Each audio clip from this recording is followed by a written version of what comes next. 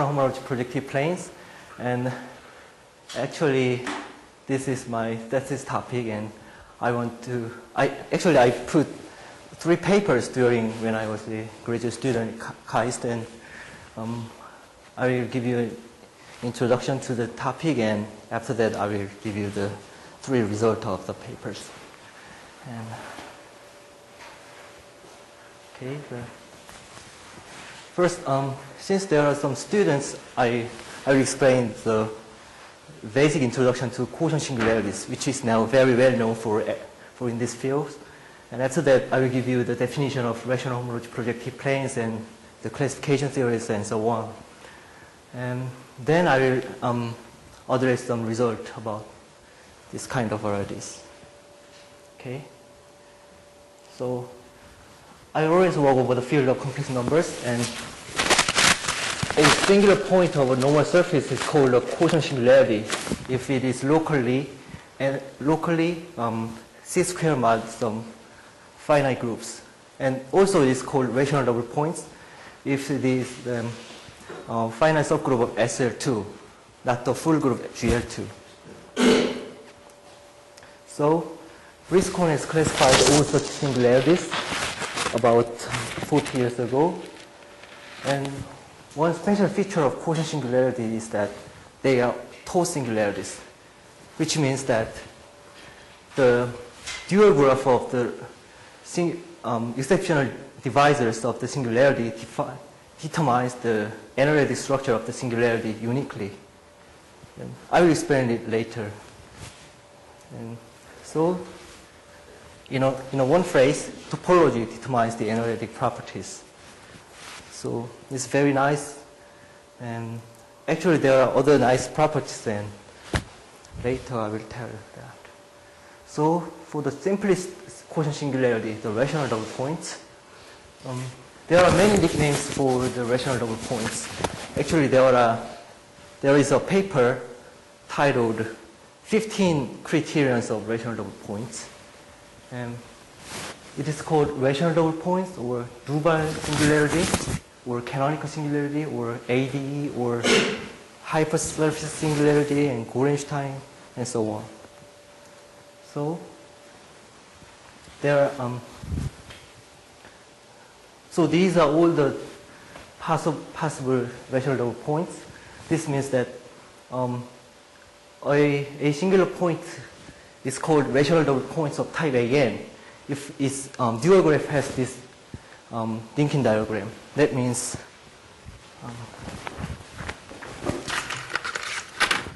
okay. Thank you. So there is a singular surface, and if you resolve this, then you have many exceptional divisors, which is which is a union of just P1s. And for this, the dual graph can be obtained by like this. The vertex corresponds to the reducible component of this, and the edges between the vertices means that those 2 curves are made. So we have this linking diagram. And the weight -2 means that each of the irreducible component has self-intersection -2. So this is the simplest surface singularity, and the local equation can be written as like that. So there are also DN singularity over A6, 7, and 8, and they are all. Then what about the general quotient singularity? Surface case, quotient singularity is just same as loop terminal singularity in the MMP. And actually it is proven by Kawamata. And now, for rational double points, every irreducible component has self-intersection of -2.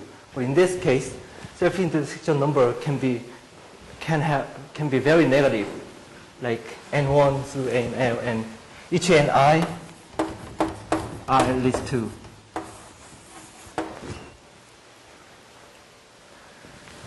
And so on. So actually, I just wrote many more here, but for TM, we have another possibilities like this way.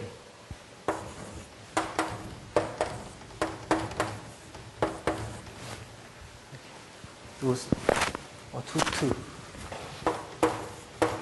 like this, or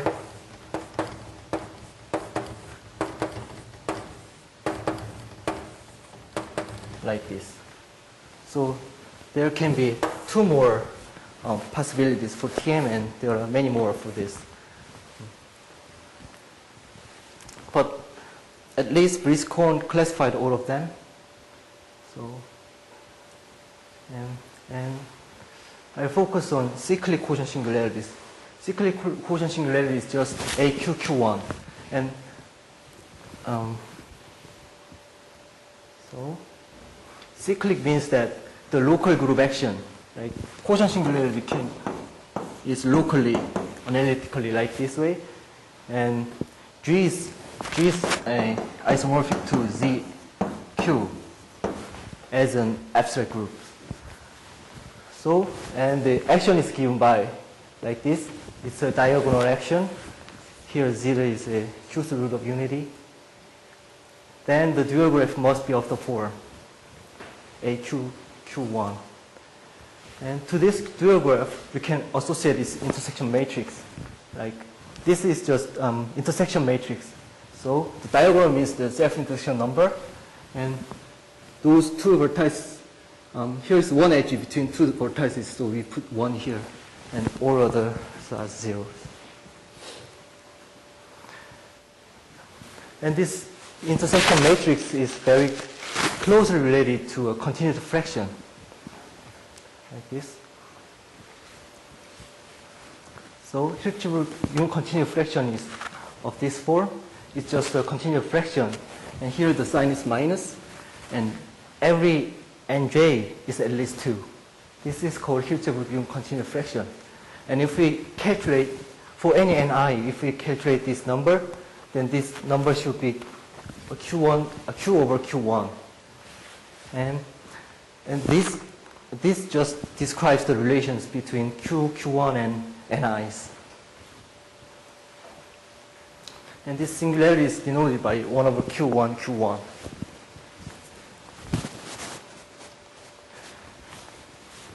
And this Q has very special meaning.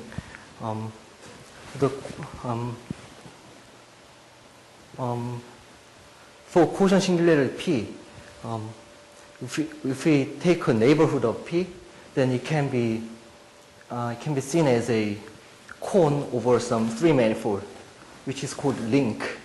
And if the singularity is cyclic, then the link is just a length space. And the fundamental group of the three manifold is called local fundamental group. And the order of local fundamental group is a very important invariant of singularity. And this is just the determinant of the intersection matrix. And this is just notation. I will define trace as the sum of all nj's, and here uj and vj. This is needed for proof, but I don't think I can prove anything. So that's my topic. So if you have any question, then please stop me anytime. So a normal complex surface with quotient singularities is called a rational homology projective plane if it has same batch numbers as CP2. So it has 1, 0, 1, 0, 1. So if S has no singularities, then S is just CP2 or a fake projective plane. This is trivial because the definition of fake projective plane is just this thing. And last year, people proved that there are exactly 100 isomorphism classes of fake projective planes. But the proof is very arithmetic, and there is no geometric construction of the fake projective plane. That is a true problem. And I will focus on the OB4 case. So if S has only quotient singularities, then PG and Q are all 0. And more. And to see if S is a Q homology CP2, it is enough to check only P2. So if given surface has second bit number 1, then it is a Q homology CP2. Actually, one way is trivial, and to show that the other way, it is enough to show that Q is 0. So similarly, we can define like this, Z homology CP2 or Z homology CP2. Here, we consider this not just a group, but as a cohomology ring. Oh, sorry, the notation must be upper. And Q homology CP2. Here, one remark is that a fair projective plane is not a Z cohomology CP2. So this can be characterized CP2. And by the classification theory motivated by MMP or something like that, the trichotomy or dichotomy of KIAS is very important. And so let S be a Q homology CP2 and F be a minimal resolution. And we have 3 things. Since second bit number is 1, there are only 3 cases: minus KIAS sample, first numerically trivial, or KIAS sample. So if minus KIAS sample, then it is precisely the same as log delta surfaces of Picard number 1. And there have been extensive study for these kind of varieties. And the minimal resolution always has a Goodyear dimension negative infinite. So they are all rational surfaces. And if KIAS is numerically trivial, then it is called log analytic surfaces of Picard number 1. And the Goodyear dimension of the resolution has either minus infinity or 0. And finally, if KIAS is ample, then I don't know if I call these varieties like this way, but I want to call it like log surfaces of general type of Picard number 1. And the minimal resolution can have all the possible Goodyear dimensions. So examples, log delta cases. The easiest example of Q homology CP2 is like this way. For example,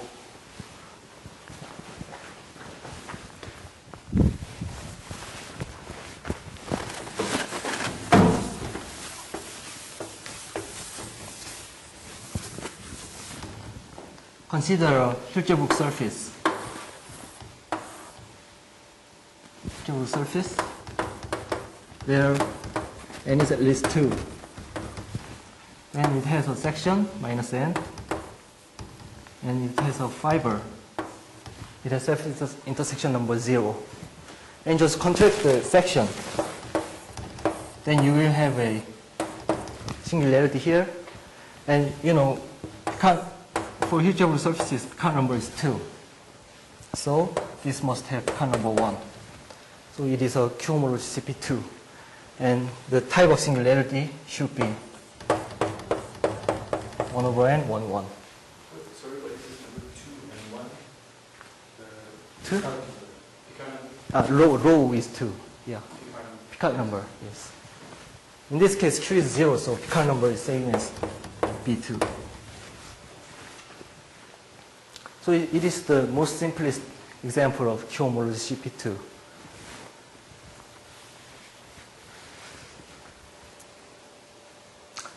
And it is shown that every P2 quotient by some finite group G is a log delta surfaces of rank 1. Actually, it is very easy to see that this is a Q homology CP2, and we can show that minus K is ample for every this case. And some K3 mod G. Actually, in this case, I'm sorry. Actually, in this case, G is just Z2. Alexeyev and Nikulin classified all the involutions on K3 surfaces, and if you quotient the K3 surfaces with this involution, then we obtain another singular K3 surfaces were log depth surfaces, and they classified all the cases. And the singular fibers of some threefold depth fibrations were some moduli problems. It could, it is a kind of natural generalizations of stable curves in the theory of moduli of curves. So there are many examples here, and if KS is numerically trivial, and also K3 mod some finite group or abelian surface mod some finite groups, and singular fibers of some Ithaka fibrations.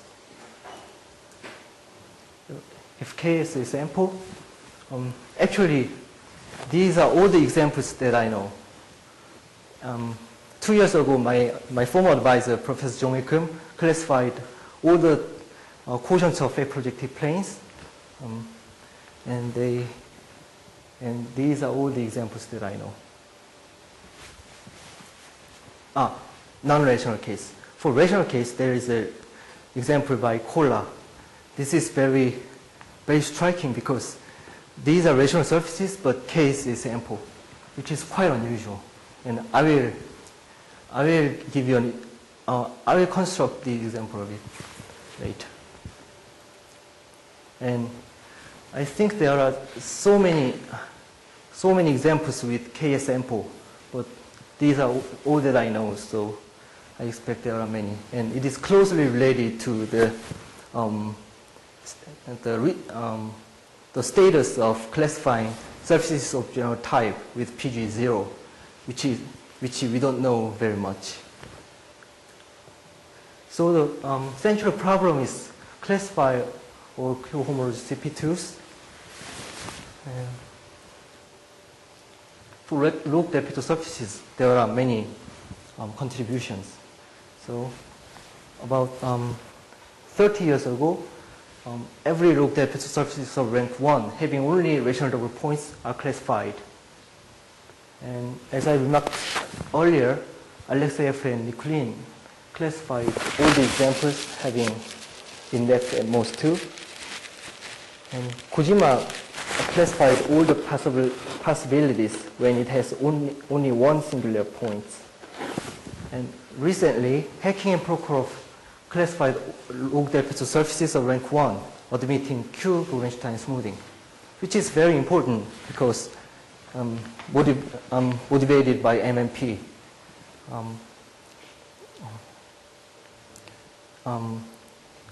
If you run MMP, then you get a minimal model or modifiable spaces.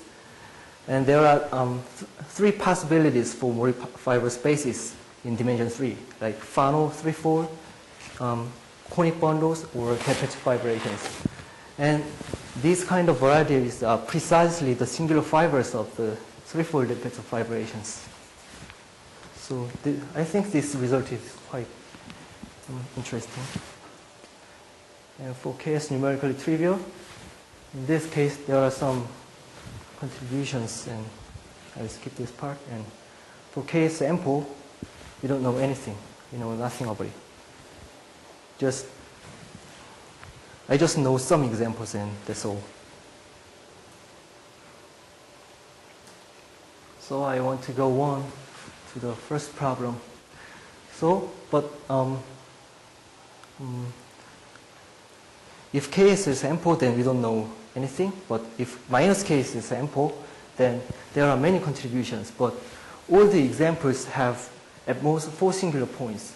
So many people, like Janusz Kolla or Fintushel Stearns, conjecture that there is no examples having at least 5 singular points.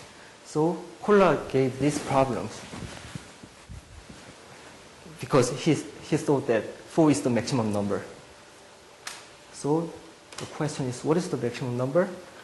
And for this question, Belousov proved that the maximum number is 4, as expected for log depth surfaces of rank 1. And to this question, with my former advisor, I proved that if KS is nef, that means KS is numerically trivial or KS is ample, then it has at most 4 singular points except one case. This case is having 5 singular points of type 3A1 plus 3A3, and the minimal resolution must be an Enrique surface. And we prove that, and we find this example by looking at Kondo's example of Enrique surfaces. Actually, Kondo has classified all the Enrique surfaces having finite automorphism groups, and for one of them, I found 9 curves of 9 minus 2 curves forming this type of forming 3A1 plus 3A3. So by contracting those 9 curves, we get this example. And since the proof is almost topological, so the similar result also holds for differentiable or symplectic form manifolds with additional assumptions. The assumption is like I used the Hodge index theorem very many times. So Hodge index theorem, like so, H2 is prime Z has signature 1 rho minus 1. So I use this fact very many times. So like this or some with these assumptions, we can get the same result for the other category of form manifolds.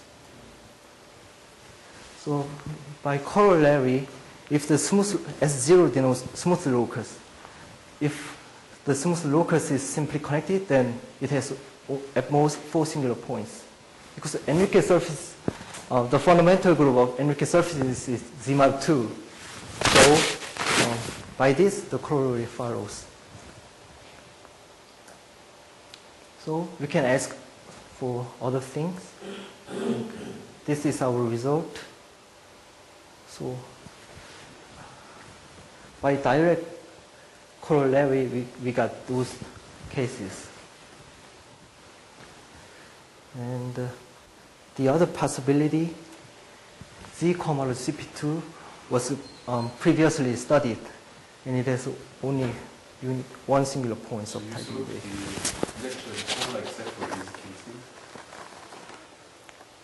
A. Actually, completely solved because negatively solved because I found one counterexample, and that is the only possibility. So everything is very nice, and actually there is one other problem. So every surface must have 5 singular points of type like this, but I don't know how many of them are. So recently, we know that the dimension of the moduli must be at most 1.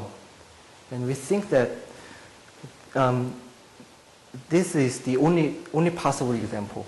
So there is no moduli, but we don't prove that.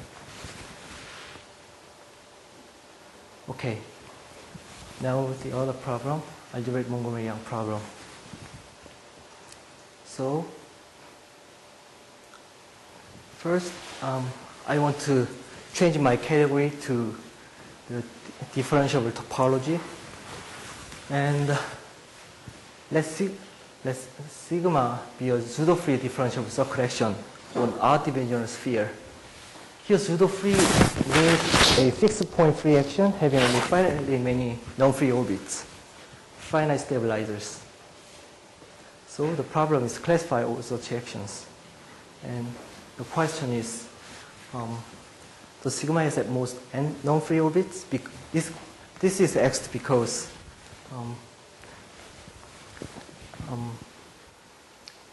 a long time ago, Seifert has shown that every pseudo-free action on S3 is linear. And for linear action, it has at most n non-free orbits. So this question is naturally raised. And about 40 years ago, Montgomery and Yang showed that for S7, the actually it was conjecture, but the conjecture is false. And not only just a false, but for every integer m, there is a pseudo-free subcollection on S7 having m non-free orbits. So, and Petri showed that for every higher dimension, the same result as Montgomery and Yang holds. And it was announced in the ICM in 1974. And I think Petri is a former advisor of Professor Dongseon. So the problem is open only for n is equal to 3, and which is called the Montgomery-Yang problem. So let sigma be a pseudo-free differential subcollection, then there are at most 3 non-free orbits. This is the conjecture. And it is completely open still. Actually, about 30 years ago, Pintuscher and Stern announced that they almost solved the problem, and the paper was published in Inventions. And there was a sign mistake, so the proof is completely erased. And recently, Professor Jin-Hong Kim gave a partial result to this conjecture. You can find the preprint in the preprint server in ASARC. So this is the example of a linear action. It's just the action is just linear like this. ABC is a pairwise of prime at least two. In this case, S5 modeled by S1 can be regarded as a weighted projective plane, CP2 ABC. This map has a structure of Seifert bundle, and it has 3 non-free orbits on each coordinate points, as you can immediately see in the map. Okay, so here is a Montgomery-Yang correspondence. There is a one-to-one correspondence between these pseudo-free differential subcollections and smooth compact 4 manifolds by model of the 5 manifold by the subcollection. So if you have a 5-dimensional rational homology sphere having vanishing H1 and admitting pseudo-free differential subcollection, just then you have this one-to-one correspondence.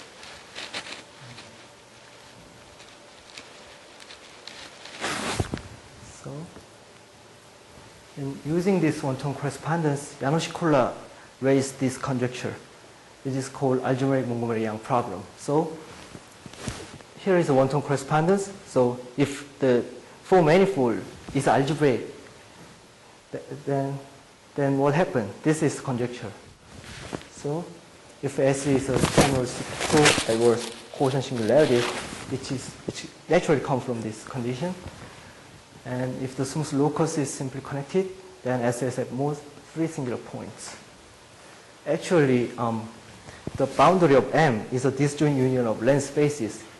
So, S has only cyclic quotient singularities, but Collat somewhat generalized the original Montgomery-Yang problem. And you can easily show that it has at most 4 singular points with this assumption. And you can easily see this, and this is also a corollary of the result that I presented before, as you see. And one example. So, but the one problem is the condition is simply connectedness, which is a homotopical condition. And it's very hard to handle the homotopic condition. So, so what about if we just gave homology condition instead of homotopic condition? But there is a famous example. So let G be a binary icosahedral group.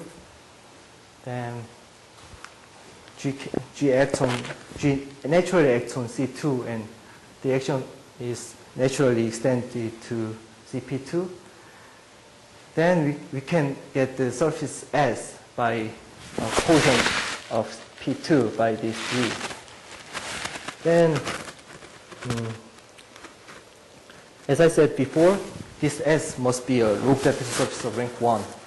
And it has 4 singularities, and the H1 of the smooth locus is 0, but it is not simply connected. And the fundamental group of the smooth locus is icosahedral group, which is a A5 as an abstract group. It's a simple group, you know.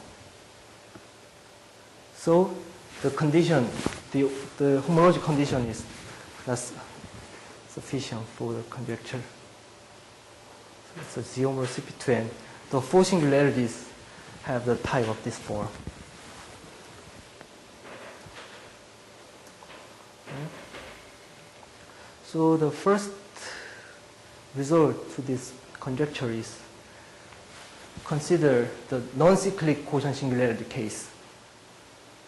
Then I classified all the surfaces if it has a non-cyclic quotient singularity.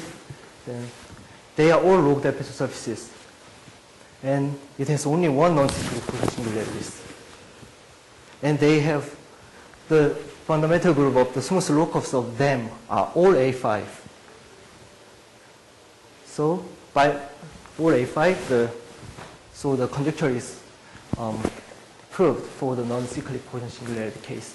And also we classified all the parts of the singularities and the property of global quotientness, but they are not related to this conjecture, so I omit them. So now we can assume that it has only cyclic quotient singularities, which is the original Montmorillon problem. And instead of considering this homotopy condition, we only assume the homology condition, which is weaker assumption. But with this weaker assumption, we can prove the conjecture if S is not rational or not log del pezzo. So algebraic Montgomery-Young problem is solved except for rational surfaces with case is ample. And we don't know anything about that. So A5 is a simple group, so the question of the commutators and... Yes. So the abelianization is 0. That's, I see. So it doesn't really have anything... Yeah.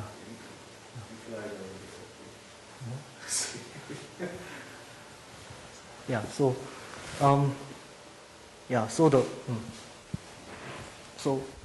so is there any problem? No. Okay. I just double checking. Yeah, right. That's the smart way of double checking. Right. So this is the Collat's example of rational surfaces with KIAS ample, and actually this is the only example that I know, and Collat said that he has discovered this example very non-trivial way, and he said he was very lucky. Consider this weighted hyperplane. Like the equation seems very symmetric, and there is a relation between Wi and AI like this way. Then Collat shows that T is a rational surface with 4 quotient singularities at each coordinate vertex, such that H2 is Q3. And we can easily see that there are 2 curves defined by this, and by the adjunction formula for Q divisors, we can calculate these numbers. So if we control the coefficients of this number, then we can show this intersection number is negative. So by the log MMP, we can see that CI are extreme arrays, so we can contract them. So by contracting those two curves, we obtain rational surfaces with two cyclic quotient singularities such that KS is ample and B2 is 1. It's a homology B2. And these are all the examples that I know. And I really want to know much more about these surfaces, but I don't have any idea. Since I have some time, actually I am a little bit nervous, so I say very fastly, and okay, I can give you a little bit of the proof. So as I remarked earlier, surface case quotient singularities are just same as log-term singularities. So we have this formula where here dp is an effective two divisor supported on the exceptional divisors, and the log terminal means the coefficient should be located with this range. So we get this self-inducing number formula, and for cyclic singularity p, you can easily compute it dp square using this formula. It can be proved by just applying adjunction formulas. And here Q1, QL is just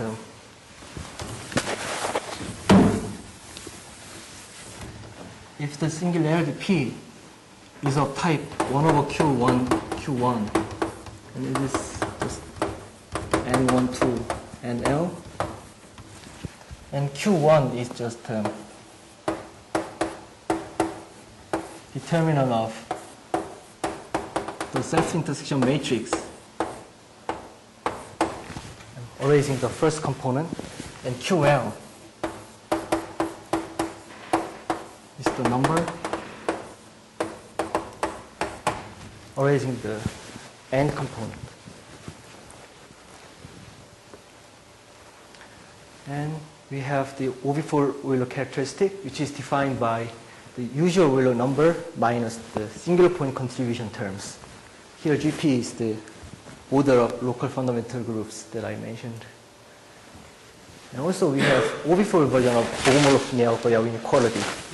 Here we just replace C2 by OV4 Euler number. And the assumption that KS and F is very important.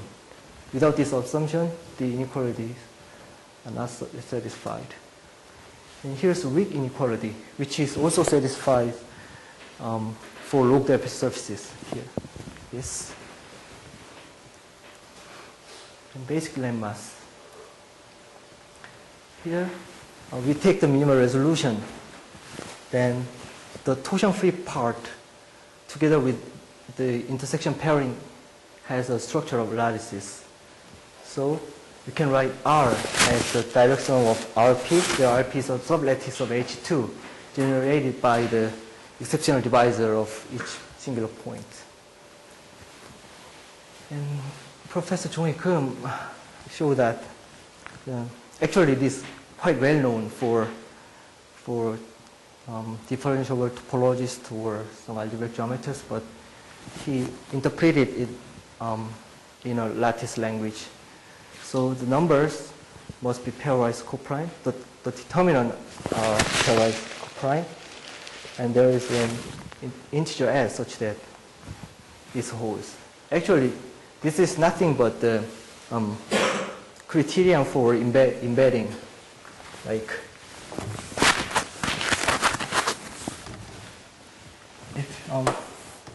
if you have some singularities, then if you take some minimal resolution,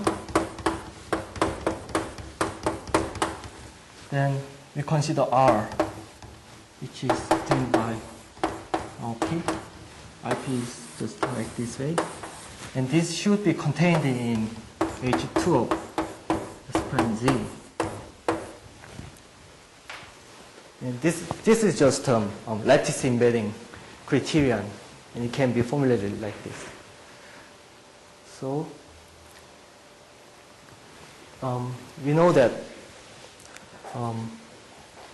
homology CP2 with smooth fundamental group with smooth locus having trivial fundamental group have at most 4 singular points. So the proof is consider there is a homology CP2 with 4 singularities with this assumption. Then we will give a contradiction. So enumerate all the possible 4 tuples of orders of local fundamental groups of each point using the weak inequality. This is very easy.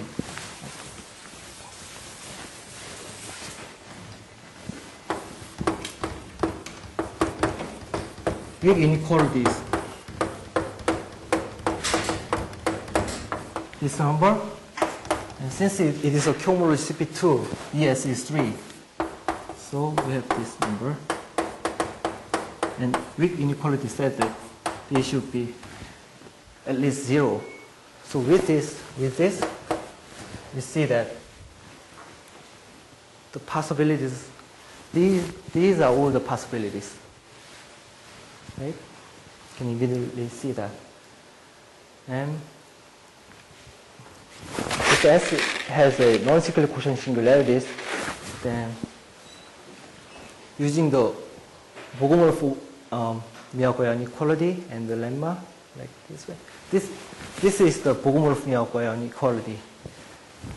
And this one. We can exclude all the cases. So we can assume that S has only cyclic quotient singularities. And now we can exclude those cases using orbifold Bogomolov Miyakoyan equality, except for one case. Actually, this is for general cases, and for non-rational case, only one case left.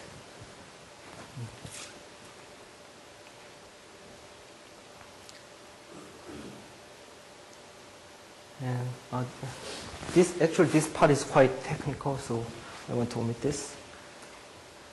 And so the remaining cases just like this way. The remaining cases, there are 4 singularities, -2, -3, actually there are 3 possibilities, and it's completely arbitrary. So, and we can show that the minimal resolution is not a minimal surface. So there must be a -1 curve. And the -1 curve must meet some of these components, because if it does not, then we can blow up one of the point on the -1 curve, then we have -2 curve and -1. So by contracting all the negative definite curves except this -1 curve, we have another homology CP2 having What do you mean? Yes? The minimal resolution is not minimum. Yes. What does that mean? Minimal resolution means the each of the exceptional divisor does not contain -1 curves. And minimal surface means that there is no -1 curve, right? So it's not clear? Can you say it again? So, okay. Okay, so here are singular points, and if we resolve that, then it might happen that there is a -1 curve among the exceptional divisors, right? What do you mean -1 curve? Is it the CP1? Yes. Okay. Yeah. So by contracting those -1 curves, we obtain minimal resolution of the singularity. Okay. So, and in this case, there could be a very complicated curves beating those singular points. And if we blow up many times, then one of those irreducible component of the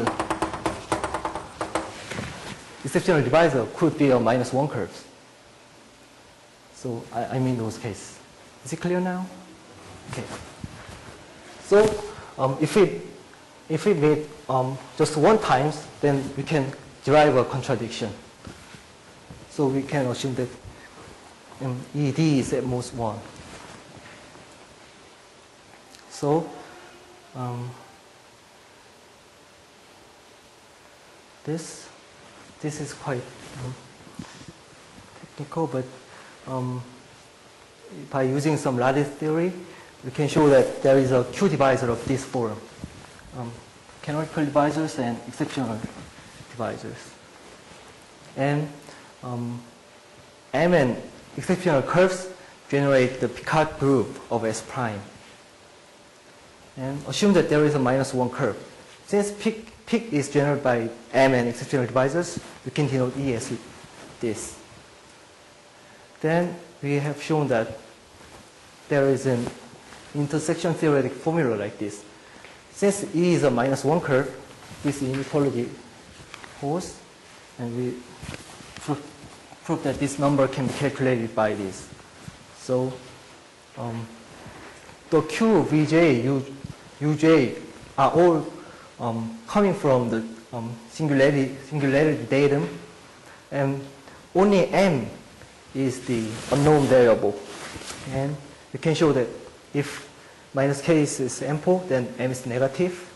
And if Ks is net, then M is positive. Actually, if Ks is numerically trivial, then H1 is not 0, so this holds. And so with this formula, if the given -1 curve meets those exceptional divisors very many times, then we have a contradiction from 2. And by analyzing those all the possibilities of configurations of -1 curves and exceptional divisors, I derive the contradiction. And for that, I need some bound. Since there is one unknown variable M, we need some bound for this term. So this is not minimal, so we can consider a map from this to a minimal surface. I denote it by S mean. Then we have this formula. And since we assume that S prime is not rational, the pullback of the canonical divisor of the minimal surface is an effective Q divisors. And now this is an effective Q divisors, and Ks is positive, so we have this formula. So with this, we get this bound of Mi over root D. So using this, I can derive all contradictions for all the possibilities. So this is the proof, main idea of the proof, and further discussion. So I'm really interested in investigating rational surfaces with quotient singularities such that Ks is ample and circumventing number 1. But I don't have any idea now. And I have another questions. So is there any 5-dimensional Seifert bundle whose base is not a loop aperture surface? I don't know any example. I think there should be some, but I don't know any. And also, I don't know if there is any 5-dimensional rational homology sphere such that the quotient is not algebraic. Every example that I know is algebraic. I don't know. So I stop here. Thank you for listening.